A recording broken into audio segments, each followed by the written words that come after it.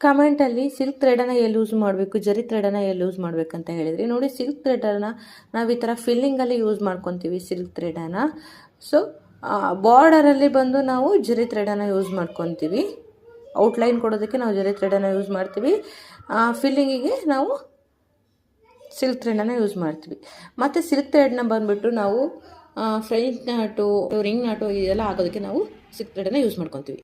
Silk ಥ್ರೆಡನ್ನು ನೋಡಿ ಈ ಥರ ಫ್ಲಾಟ್ ಲೋಡಿಂಗ್ ಸ್ಟಿಚ್ ಬಂತು ಅಂದರೆ, ಒಂದು ಬ್ಲೌಸಲ್ಲಿ ವರ್ಕ್ ಮಾಡ್ತಾ ಇದ್ದಾಗ ಫಸ್ಟು ನಾವು ಚೈನ್ ಸ್ಟಿಚನ್ನು ನಾವು ಜರಿ ಥ್ರೆಡಲ್ಲೇ ಕೊಟ್ಟು, ನೆಕ್ಸ್ಟ್ ನಾವು ಏನಾದ್ರು ಫ್ಲಾಟ್ ಲೋಡಿಂಗ್ ಮಾಡ್ತೀವಿ ಅಂತ ಅಂದರೆ ಈ ಥರ ಸಿಲ್ಕ್ ಥ್ರೆಡನ್ನು ನಾವು ಯೂಸ್ ಮಾಡ್ಕೊಬೇಕಾಗುತ್ತೆ.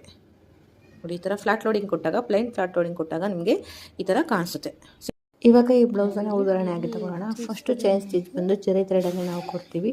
ನೆಕ್ಸ್ಟು ಬಂದು ನಾವು ಸಿಲ್ಕ್ ಥ್ರೆಡಲ್ಲಿ ಚೈನ್ ಸ್ಟಿಚನ್ನು ಕೊಟ್ಟು, ಆಮೇಲೆ ಬೇಕಿದ್ರೆ ಮತ್ತೆ ಚೈನ್ ಸ್ಟಿಚನ್ನು ಉಪಯೋಗಿಸ್ತಾರೆ. ಇಲ್ಲ ಅಂತಂದರೆ ಟೂ ಬಿಡನ್ನು ಕೊಟ್ಟು ವರ್ಕನ್ನು ಮಾಡಿದ್ದಾರೆ. ಇದರಲ್ಲಿ ಬಂದು ಪೂರ್ತಿ ಸಿಲ್ಕ್ ಥ್ರೆಡ್ ಪ್ಲಸ್ ಮತ್ತು ಬೇರೆ ಕಲರ್ ಸಿಲ್ಕ್ ಥ್ರೆಡ್ ಮತ್ತು ಸಿಲ್ಕ್ ಥ್ರೆಡ್ ಈ ಥರ ಮ್ಯಾಚನ್ನು ಮಾಡ್ಕೊಂಡಿದ್ದಾರೆ. ಇವಾಗ ಸಿಲ್ವರ್ ಕಲರ್ ಸಿಲ್ಕ್ ಥ್ರೆಡ್ ಆಗಿರ್ಬೋದು, ಮತ್ತು ಇಲ್ಲಾಂದರೆ ಪರ್ಪಲ್ ಕಲರ್ ಸಿಲ್ಕ್ ಥ್ರೆಡನ್ನು ಯೂಸ್ ಮಾಡಿಕೊಂಡು ಕಾಂಬಿನೇಷನ್ ಆಗಿ ಮಾಡಿದ್ದಾರೆ. ಮತ್ತು ಇದರಲ್ಲಿ ಫ್ಲವರಲ್ಲಿ ಕಾಣ್ತಿರೋದೆಲ್ಲ ಸಿಲ್ಕ್ ಥ್ರೆಡ್ ವರ್ಕೆ, ಫ್ಲವರ್ ವರ್ಕನ್ನು ಮಾಡಿದಾರಲ್ಲ, ಅದ್ರ ಜೊತೆಗೆ ಲೀವ್ಸಿಗೆ 2 ಬೀಡ್ಸನ್ನು ಹಾಕಿ ವರ್ಕನ್ನು ಮಾಡಿದ್ದಾರೆ.